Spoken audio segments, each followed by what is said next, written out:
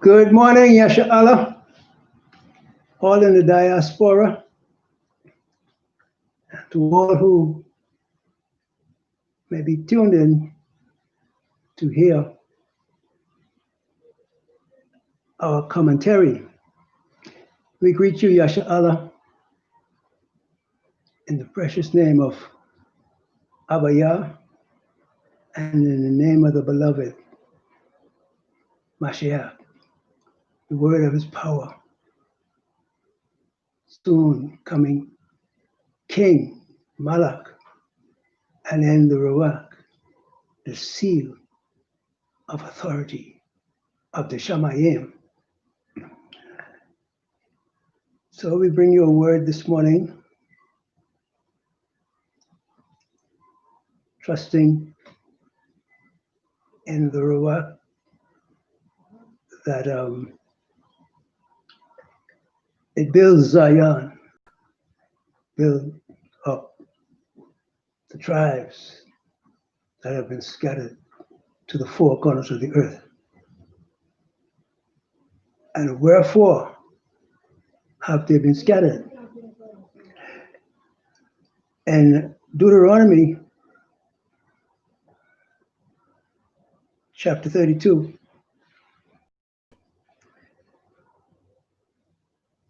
as we esteem our Abba and our Mashiach and the Ruach, we want to let you know that Devarim, Deuteronomy 32, says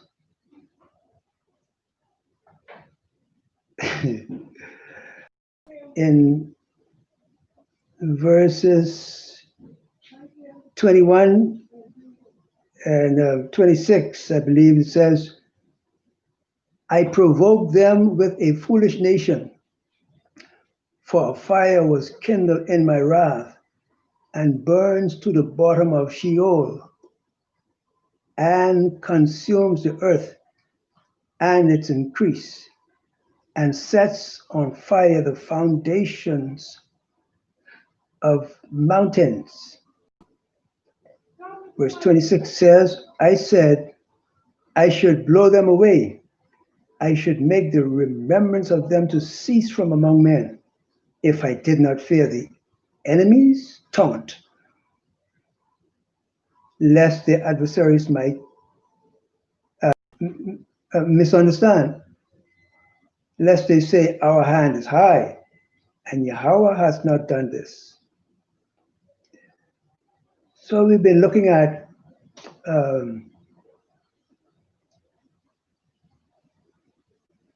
what the trumpets have been sounding.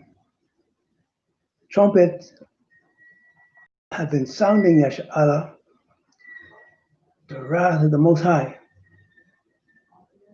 And this wrath of the Most High is taking more than one formation. I mean that this wrath of the Most High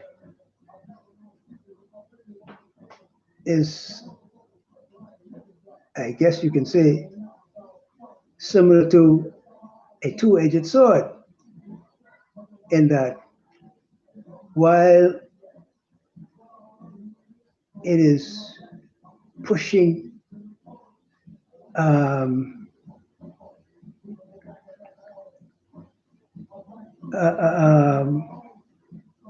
rod of correction on the nations at large, it is also bringing the rod of correction into the midst of Yasha Allah in all the diaspora. How so? Well, we have had a thought amongst us a feeling amongst us. Matter of fact, it has been said amongst us, Yasha'Allah, and I believe it is in order for us to receive the proper correction on the matter so that we could have a firm foundation even as we continue to move forward. One of the things was, or the main idea in this vein has been that it was Esau, and presumably with the help of other nations, that stole our matters. For instance, the scriptures, how the scriptures have been hidden away from Yasha'Allah and reproduced and introduced, reintroduced, particularly by Edom and whoever else his helpers may have been. I mean, as we look in the Psalms, chapter 83, we get a good example of the nations involved in the bringing down of Yasha'Allah. But we're told here, as we blow this trumpet in Zion, we are told that the Most High takes responsibility for this scattering of Yasha'Allah. He himself has shown you numerous passages in the book of Jeremiah, I believe also Isaiah, where the Most High speaks of giving away the wealth and the goodly things of Yasha'Allah to the nations.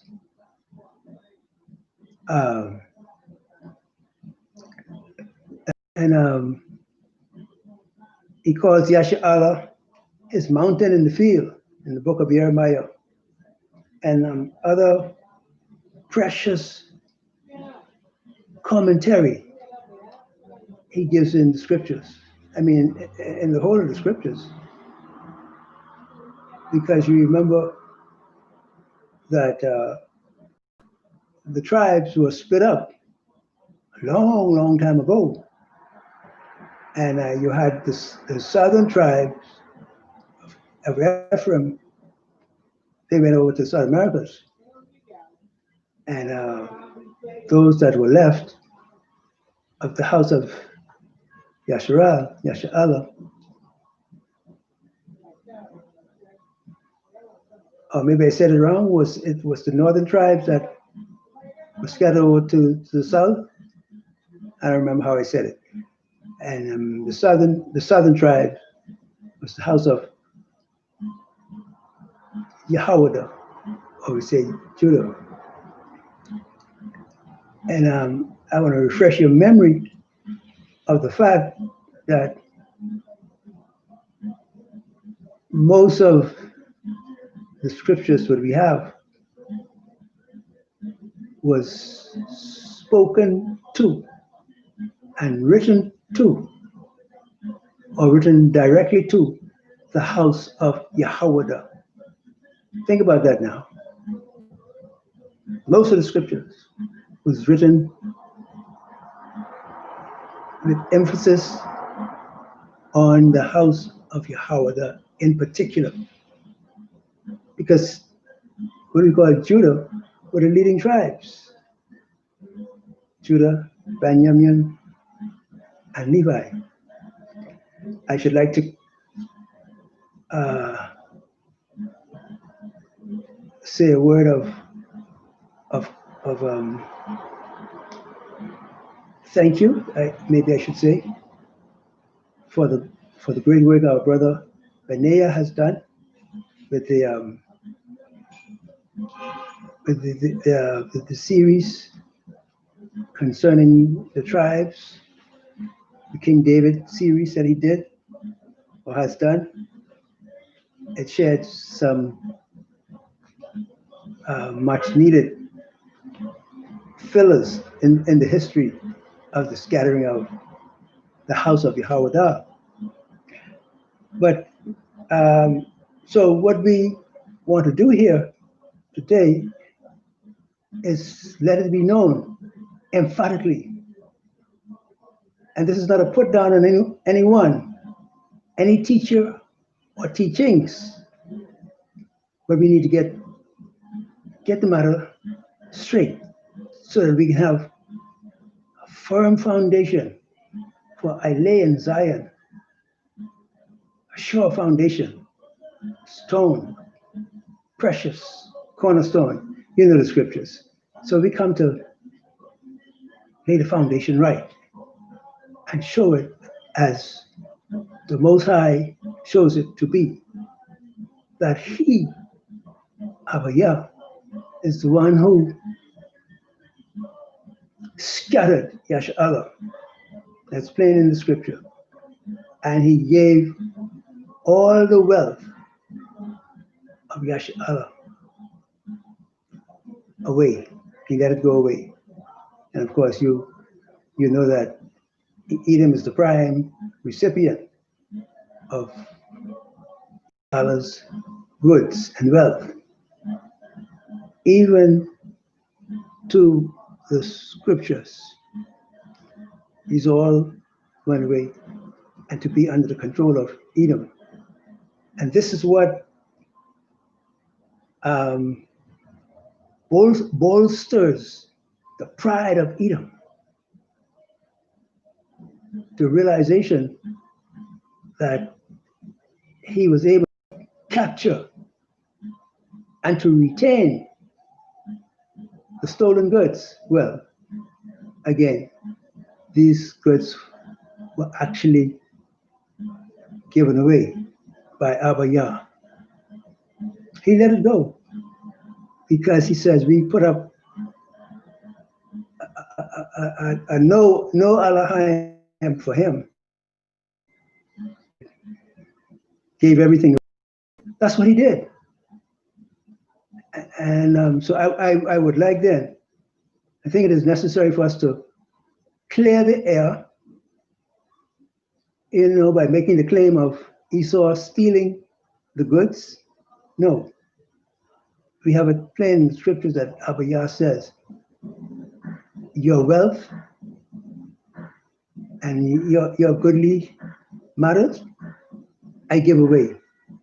I give them away to the nations because of our rebellion. And so the fact that Edom has come into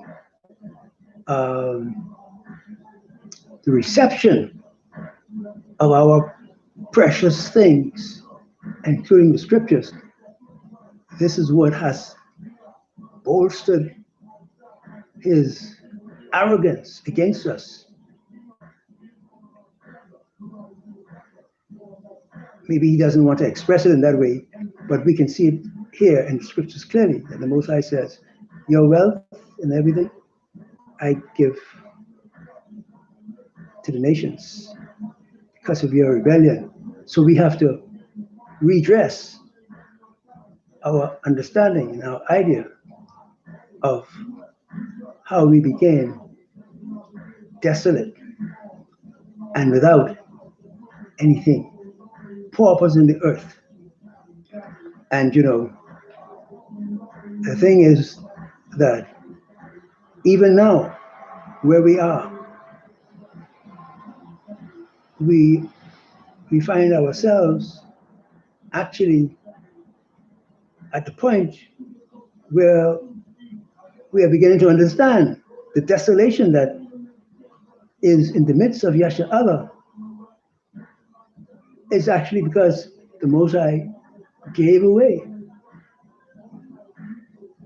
all our precious things gave them away to the nations, and left us destitute. Because of the rebellion of our forefathers against him. For we find in the book of Matthew,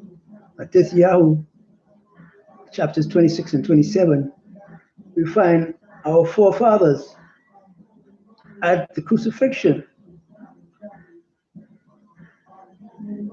with stiff mouths. Stiff. The mouths were stiff. And when we look at Jeremiah 60, chapter 62 to 64, we see that the mouth of the mothers, the mouths of the women were stiff-faced against the Most High. Stiff mouths, stiff necks, talking back to the Most High, telling them how they're going to do it, how they're going to serve the moon and the stars and the satanic entities. They were bold in telling the Most High how they were going to do. And the Most High, and blowing the trumpet, he's letting us know that he was the one who sent us into enslavement under the nations. So much so that we come to find out that the Haitian Revolution for Independence included the proposition Levites to draw them away from the Most High and to oversee with encouragement from the Catholic Church to oversee the Levites turn their back on the grand privilege that I gave unto them to be of the priesthood, to be the security of the priesthood.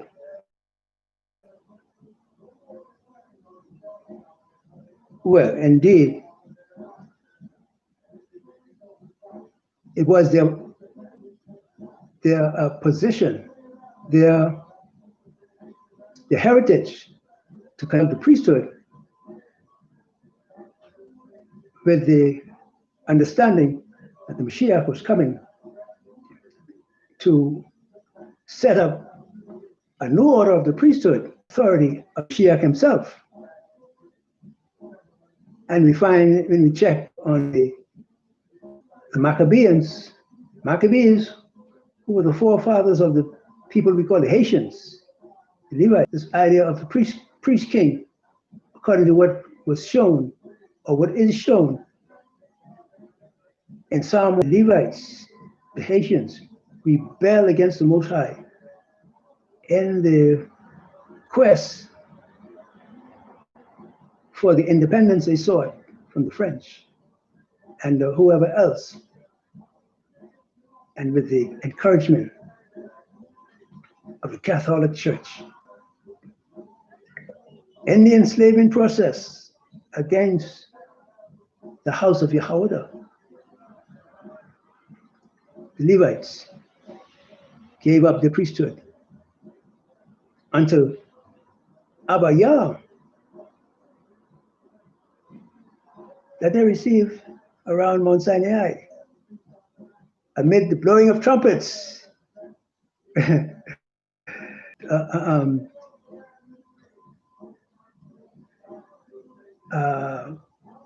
What should I say?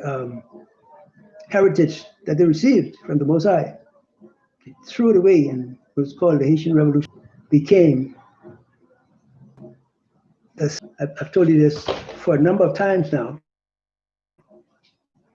so that Allah can get its bearing on where we are and what we should be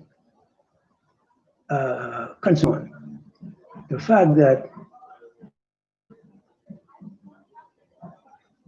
we were given into the hand of Esau and the enslavement. And Bereshith shows you the 400 years. But it's, I don't know how to put it exactly. Amazing.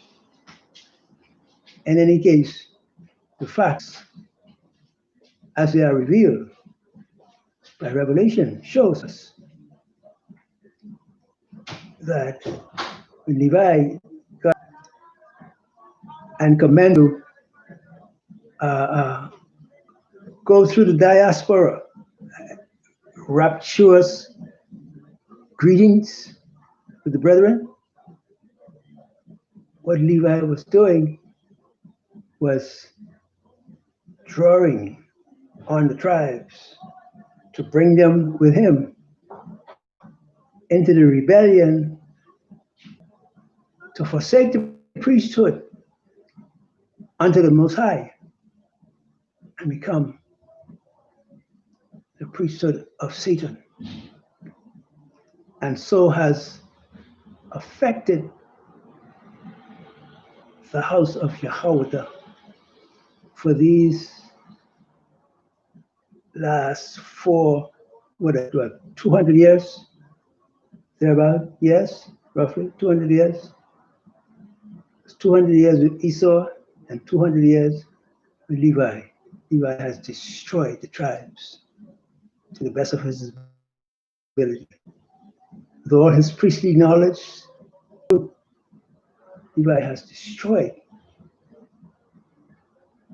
the house of Yahweh.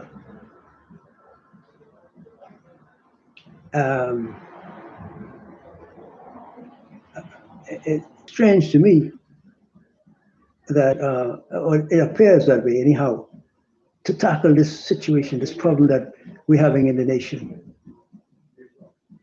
That those who are priests, the book of Thessalonians call, but it doesn't call it right. Esau, manipulated the text. But the anti-Messiah coming out of Levi. This is a good, because until we have had the workings, the fallen Levitical entities, the cradle, if you will, of the anti-Mashiach, working non-stop since the revolution for Haiti's independence. So they've been working non-stop from then until now. I mean, even a few weeks back, they were in a heated quest to bring the Bahamas as the gateway to the New World under the Masonic diabolical evil, to bring the Bahamas under their spell and under their, it's so laughable, under their what do you call it, vow of poverty. That's the grand scheme that Esau, as the former priests of the scriptures, they want to live a vow of poverty in Haiti, and they want to come under a vow of poverty. The diabolical evil of Esau, along with Levi. This is what we're battling today, brothers and sisters. So, and as we press on towards our own spirits and our hearts, and all, the Most High is getting his pound of flesh out of Yasha Allah too, even as he's putting it to the nations. You know, as he putting the rod of correction to them, putting it to Yasha'Allah. Right now at the same time, you got to see this, brothers and sisters. Those gallant efforts that were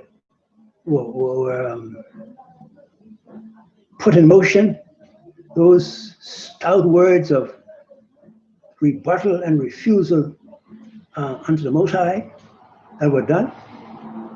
I mean, especially at the crucifixion. Oh man, let's say His blood be in us and on our children. So here we are, Yasha'Allah. We're going through, even as the nations are going through, because the nations at large are turned away from the gift of salvation that the Most High has offered. They turn their backs on it. Their intention is to keep Yasha'Allah enslaved. And even now, because the Most High has called for your freedom, you got them, especially Esau, they're making plan to get rid of you. This is how much they value for rebellion of our forefathers and mothers. This is what we got going on. So I'm seeking to settle your mind on the principle of why we have had nothing. Because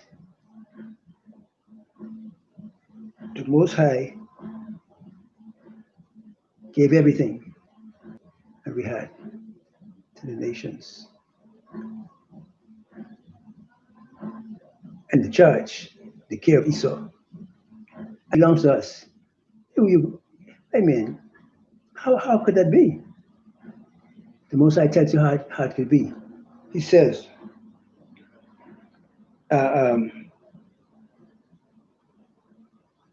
in Devarim, chapter 32, in verse 30,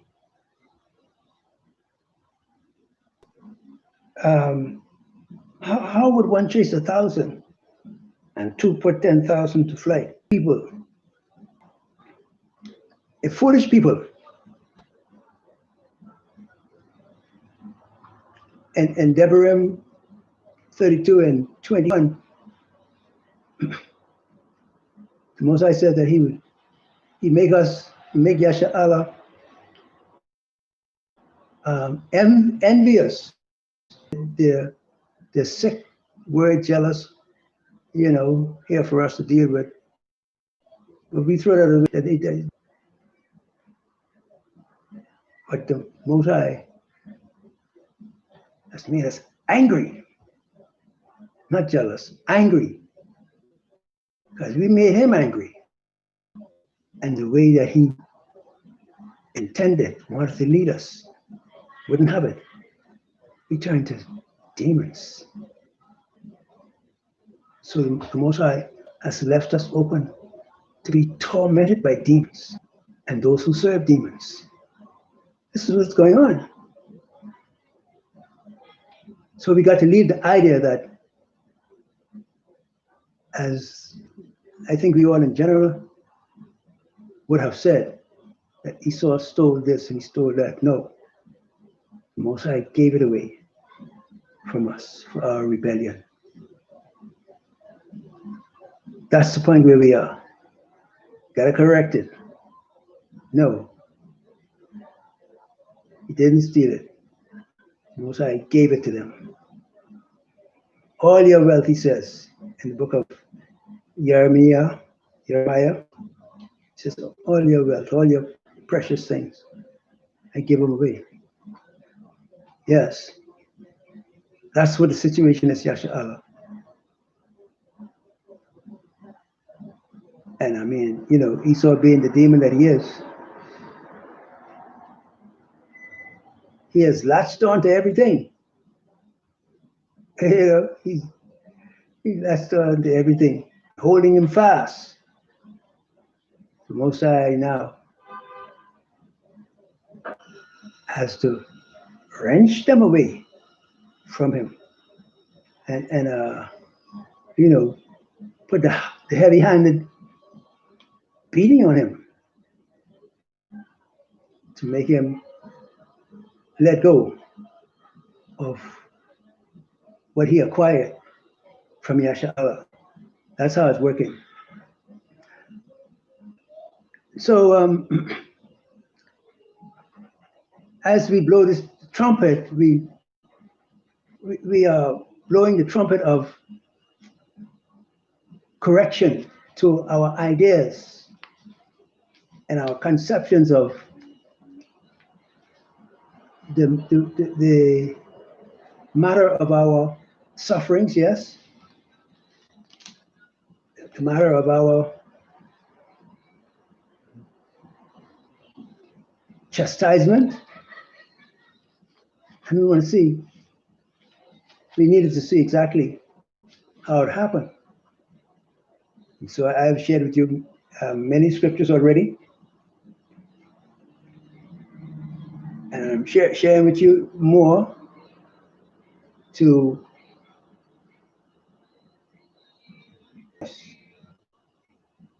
that is our sin. Isaiah 59, I think it is, says, behold, our hand is not short, and so forth, such words. But our sins have hid and caused him to put such punishment upon us as we, the children, have to endure from the actions and the stiff mouth of our forefathers and mothers.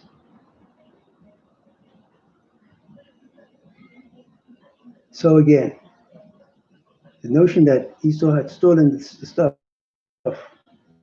doesn't fly, according to Sai says that he sold them. He sold Yasha'Allah. He gave us up.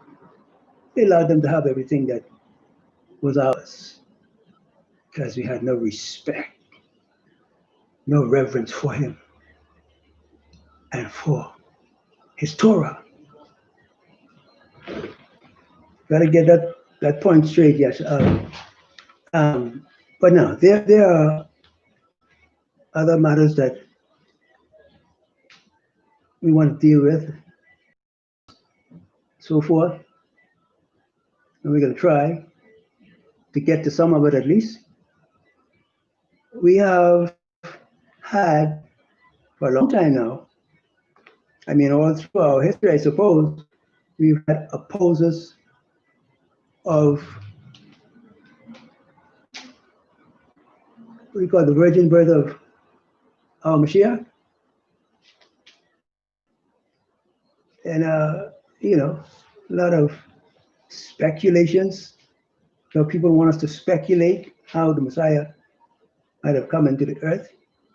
And I think there's some rebuttals going on from the camp of faithlessness concerning who the Mashiach is. 10, Hebrews chapter 10, verse 5. Now the correlate is in the Psalms, I believe. Like I can't pull it up at the moment, where the quote I read to you now, where it comes from in the Psalms. Hebrews chapter 10, speaking concerning the Mashiach.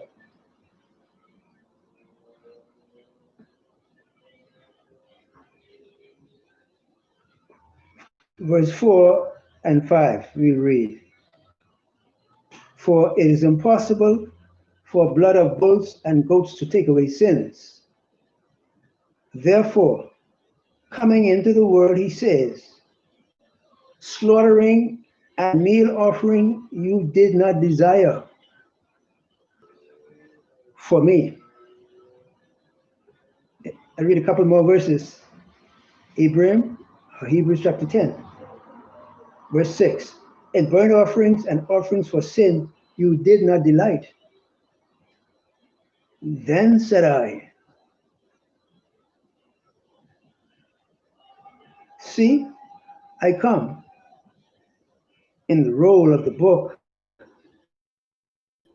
it has been. Here we come to see the role of the Shamayim in the concern of Abba to have his well-beloved for the sins of the world. I read it again, verse 5, Hebrews chapter 10. Therefore, coming into the world, he says, slaughtering and meal offering you did not desire, but a body you have prepared for me. So for all the doubters, and Joseph is the daddy, okay, away with them. Away with them. So I trust you brothers who are on the borderline, trying to understand what Mashiach is. We see in the scriptures that the Most High prepared a body for him to come into the earth, to be the sacrificial offering.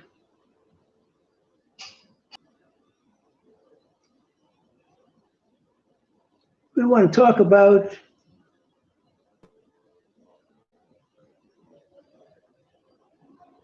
well, we have a lot to talk about, really.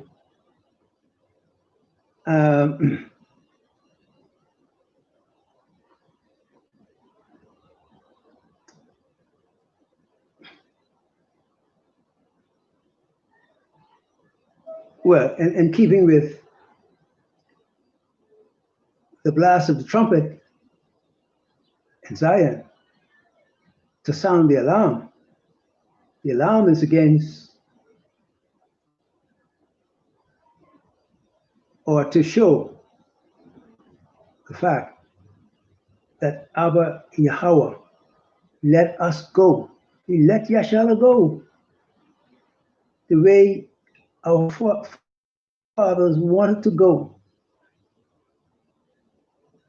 As we go through the scriptures, the books of the kings and so forth, and we see the evidence of their worshiping of the high places, Masonic lodges, temples, worshiping the demons, with all their hearts, in the face of Abba Yah.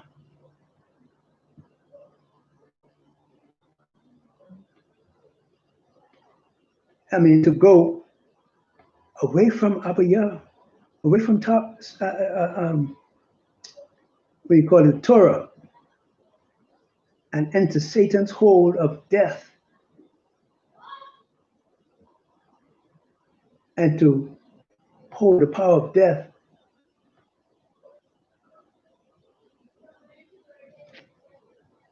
That the Mashiach had to go down there.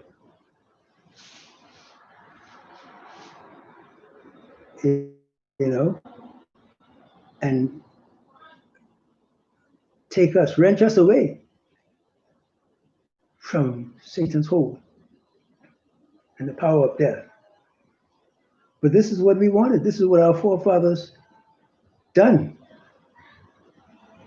on their behalf and spoke it over us. And now we have been taking the whip from the Most High. Because the Most High says, he shall by no means clear the guilty. You got to pay. So we have been paying, Yashala. You know it. All over the diaspora. Paying. Paying a price. Esau and the nations. And now Levi. Levi coming in for the kill, for the anti-messiahship. Because Levi wanted kingship. Right. But we still see a Levi who recognized your foolish, stupid way and trying to, where you get any strength in you to one up the Most High. You want to be an anti-Messiah, to have Yasha Allah under your control, Satan. What? It's really mind-boggling to me. And I hope Yasha Allah altogether see the folly and the fault, what's coming out of it, the degradation, the destruction that's coming because of what Levi has done. We got to save ourselves, Yasha Allah. We can't go into Levi's trap and be taken down with him. Can't allow that. When the Most High has sent you help, sent you revelation to let you know what's going on. Shake up Yasha Allah. Blow the trumpet to the brethren. And let them know that Levi is a dead trap. Those Levites who want to get the purification, as talked about in Malachi, you've got to come out from that and help these tribes to be the redeemed, the Most High. You got to come out of it, brothers. Put down the anti-Messiah. I don't know if the Most High is going to allow us to be in, but he has certainly sent knowledge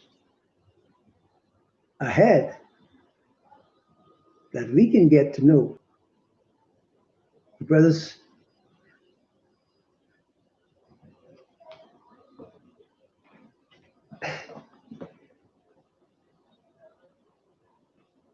I trust that you show wisdom in taking yourself out of what Levi intended to have you in. You know, after the revolution, all over the diaspora, you know, greeting the brothers from the house of Yahweh.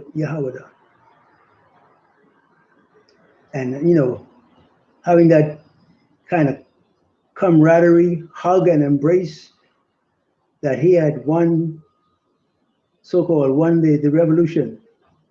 What he was doing, gathering Yasha Allah, the tribe of Yahweh, to himself, to enclose them in a death grip of rebellion against the Most High. But we didn't know it. Now we know it. Got to do something about it. Because they've been here in the Bahamas from a couple of months ago, bringing their vow of poverty rule against us. We're thankful that we have an Abba. Though he put some licks on us, he put some heavy licks on us. We needed it. You're going to stand on the face of the Most High and tell him what you ain't going to do and how you ain't going to do. And he give you his Torah of everlasting life to safeguard you, and his spirit to teach you, and you rebel. Yes, Allah. But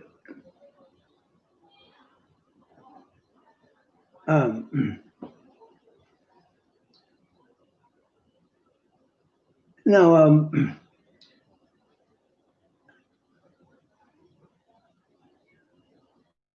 salvation, through the Mashiach, and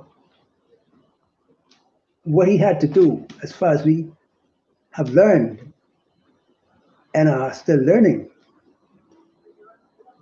we see that a part of the restoration process for the Mashiach, or for the Most High, was restoration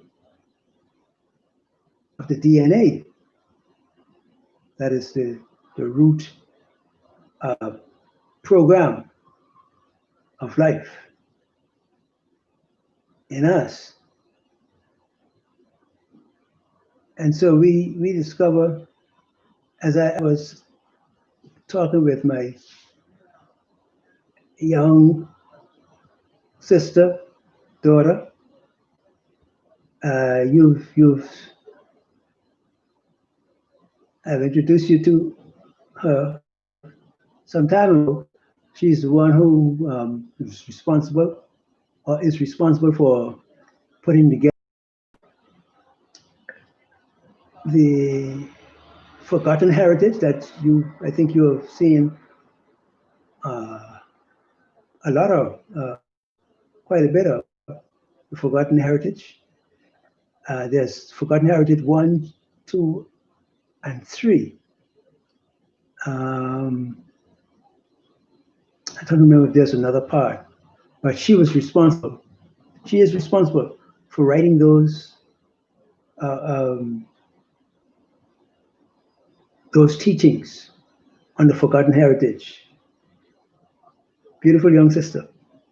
And she and I, we discuss spiritual matters, from time to time. And she's a brilliant young sister. If you appreciate offerings of the forgotten heritage, that's on Howling Benjamin. She's the sister responsible for those features. The problem in the DNA, as we, we're going through the understanding of the sacrificial offering of the Mashiach, what all he had to accomplish. And we got to the point of discovery that the restoration that had to take place by the fact of, because having submitted unto Gadriel, Satan,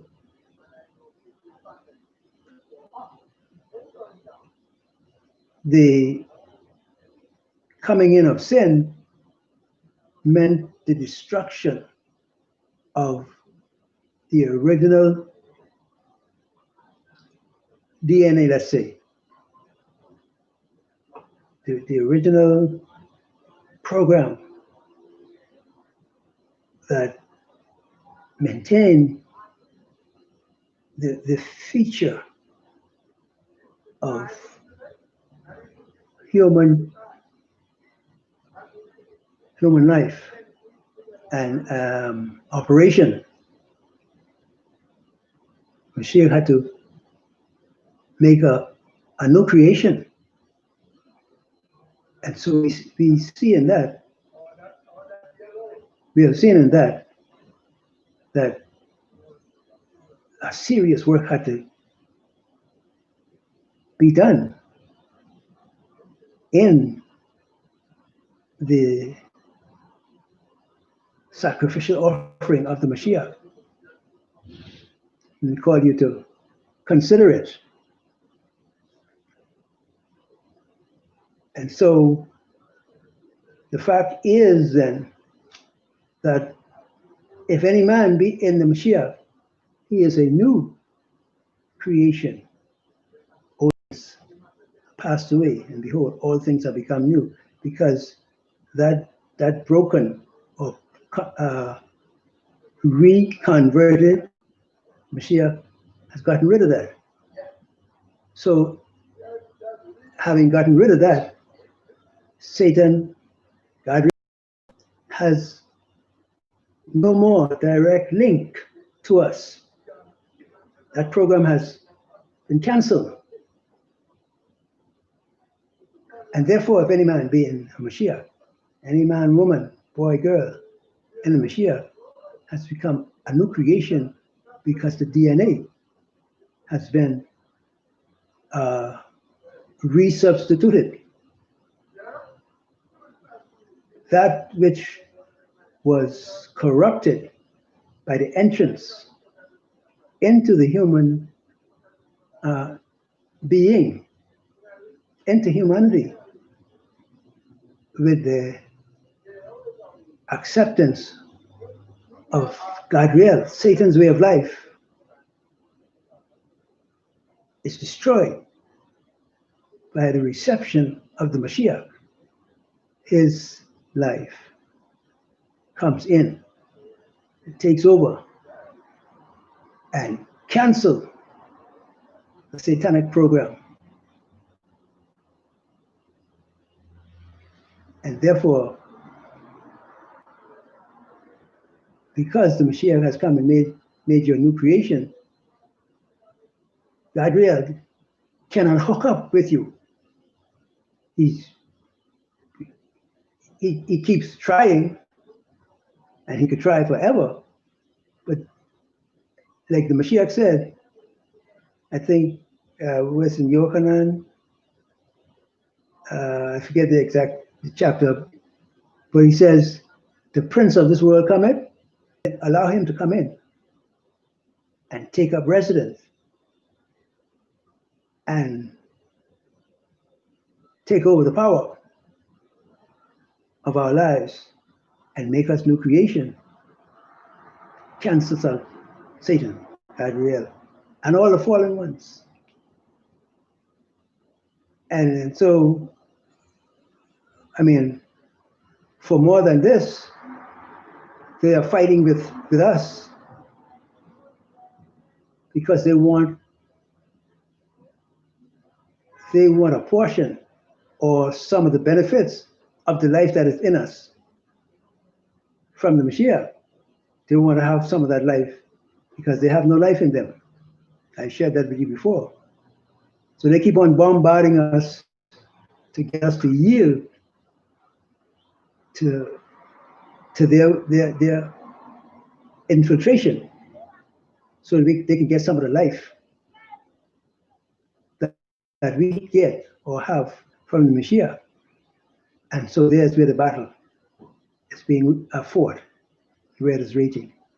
We have to safeguard, keep your hearts and minds through the Mashiach. And so that brings you to the reason for the atonement of the 2,300 prophecy. Because at that time, the Mashiach gathers up all the sin and confesses it before the Father to get absolution, or to receive the right of forgiveness, and to have the Mashiach take over the life of the believer, and in a real way. It's not something that is now having to come in the final atonement process of the 2,300-day prophecy.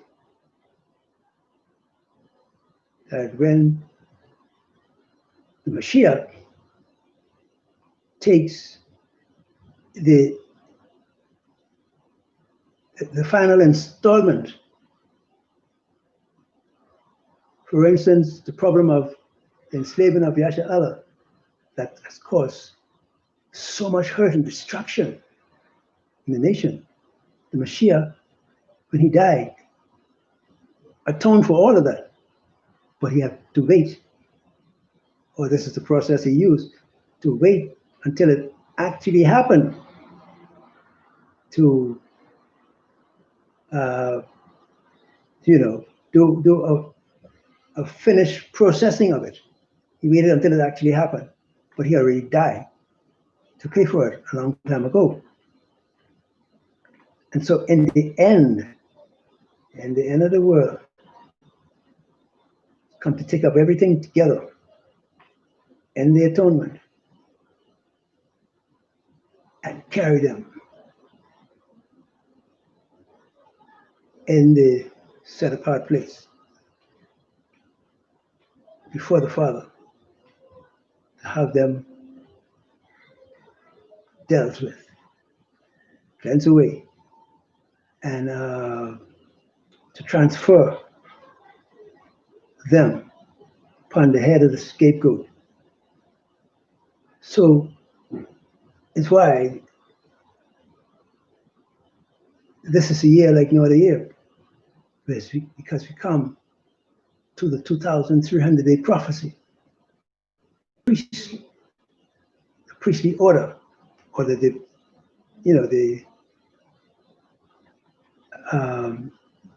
priestly exercise of transferring the sins onto the scapegoat. Yes?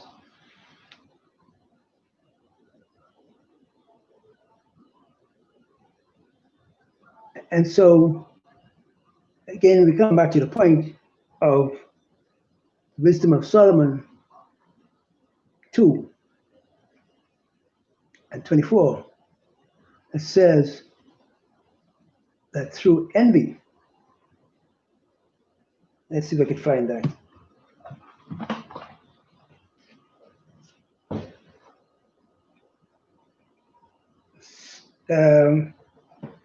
Wisdom of Solomon 2, 23 and 24. For Elohim created man to be immortal and made him to be an image of his own eternity. Nevertheless, through envy of the devil came on his side. Do find it. They that do hold the devil's side, they that come together with him, or under his direction, under his rulership, they find death. That's what they're saying. But you might remember that I have begun to teach you, according to the revelation offered to me by the Most High, that this envy of the devil is not something new. Because what we find in the world overall, what we find that is at the root of all the disturbance that is going on is the thing we call envy. Satan has tried to shift the understanding of what this envy means. And his people, Esau, have instituted a word called jealous. And jealousy is no such thing. That's degradation. That's lies. That's, I mean, it's not to be entertained. No jealousy. The actual word that would be fitted where this jealous word is, or this jealousy is the word zealous. And it's a word that shows the individual that has this zeal, or that is credited with being zealous, the word is to show that the individual, such individual, is someone that you don't play with. That's the Most High, Yah. And his zeal, so he can trample down everything that opposes him, or will try to oppose him, or attempts the pretense of opposing him. His zeal can burn against it, and you know, get rid of it. Zeal, we got to get rid of that jealous word. Throw it away. Worth nothing. All this confusion. But I give you a word that shows you what wakes up this zeal of the Most High, and it'll wake up the zeal of his children, of the flesh, here, until we are clothed, in our rightful clothing, the fullness. The word is envy. As we see here in the Wisdom of Solomon, chapter 2, verse 24 says, nevertheless, through envy of the devil came death to the world. And I've begun to show you that this envy of the devil isn't something that is new, as it's being expressed to us humans, or the redeemed of the Most High. This envy is something that existed in the Shamayim, and Satan, and Gabriel. And to help you, all the turmoil and problems in society that we face, because we find that the envy of Gabriel against the Mashiach is what caused him to move towards creating a war in the Shamayim. The same envy against Mashiach prompted him to go to the Garden of Eden and put in his program, lead astray Hawa, the woman, and Adam. The same envy then created the drive to set up people that would strive mightily against the Most High's program for the establishment of a messianic community that was instituted. Got envious after he threw away the offering. Threw it away. Had no care for it. No concern for it.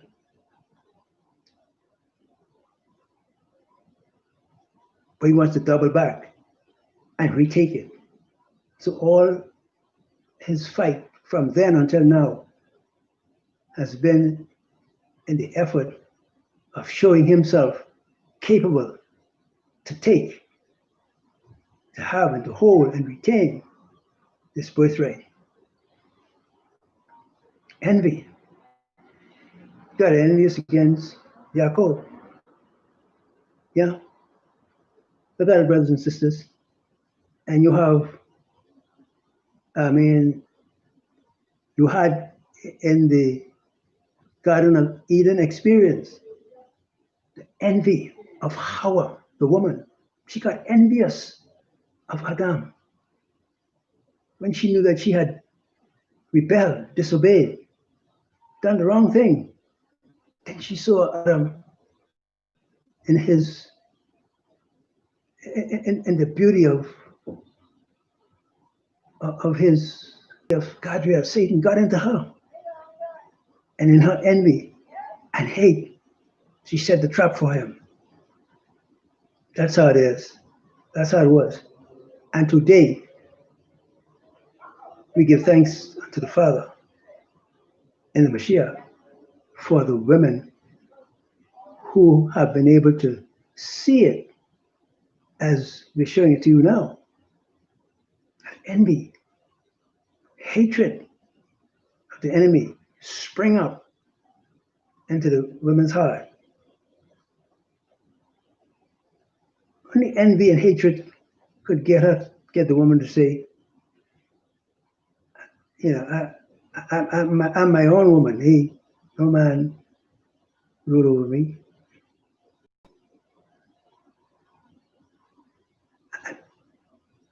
We're speaking of a situation where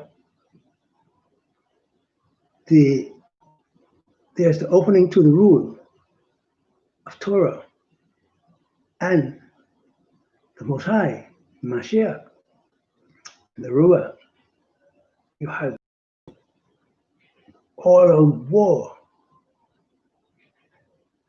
of envy coming through the sisters. Yeah, we got brothers too who allow the same.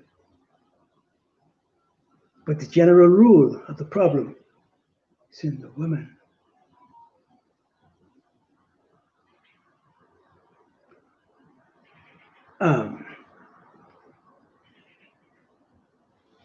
So you have added to that the envy of Esau against Jacob and the 12 tribes. Envy, pure hatred and envy coming through Gabriel.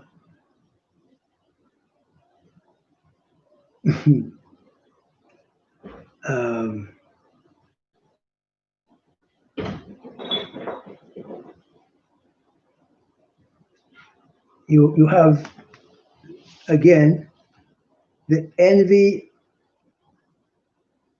of Levi. Yeah, it's envy.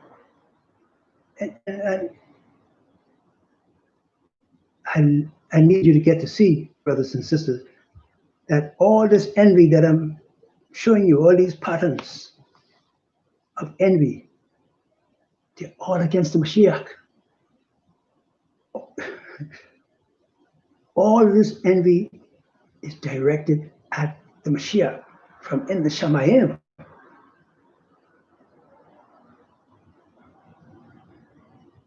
Satan, cook it up against the Mashiach.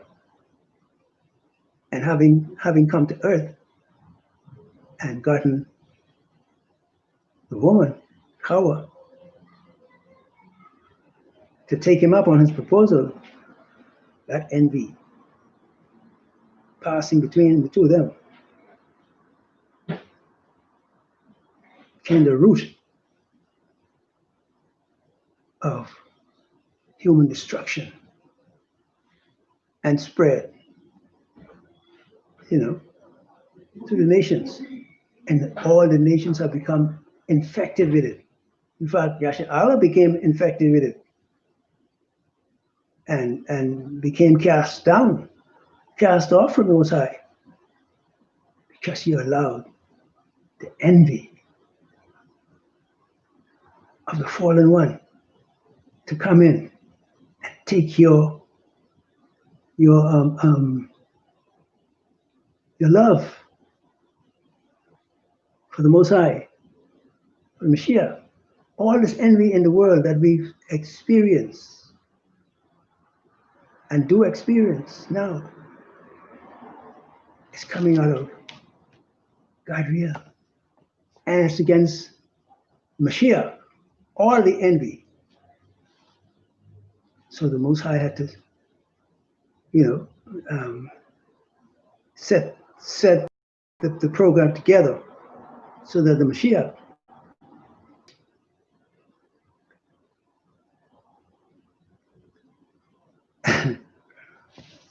oh boy. And so Yasha Allah, we've shown you so far that it is envy and all those Malachims that took part with his ideas, envy against the Mashiach.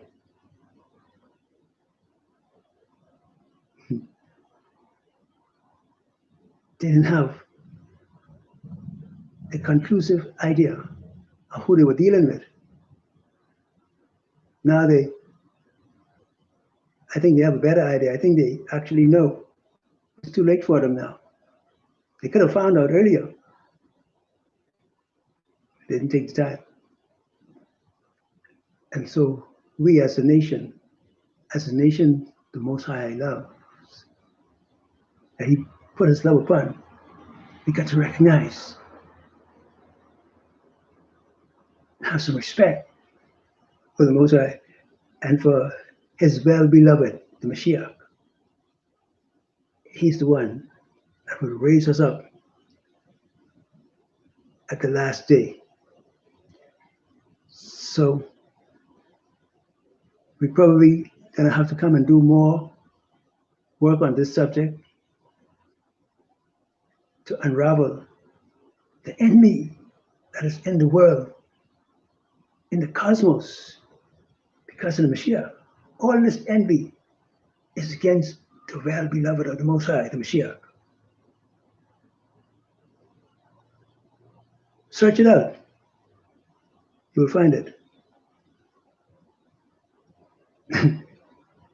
all the envy and hatred that is being spewed is against the Mashiach.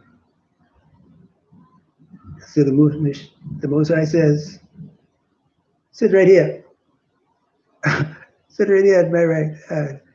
Till I make your enemies your footstool. That's the blessedness of power, authority, absolute rulership is coming to the Mashiach. So Yasha Allah, let's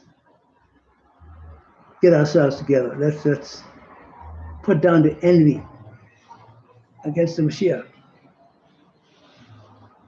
the pride against him. If we do that,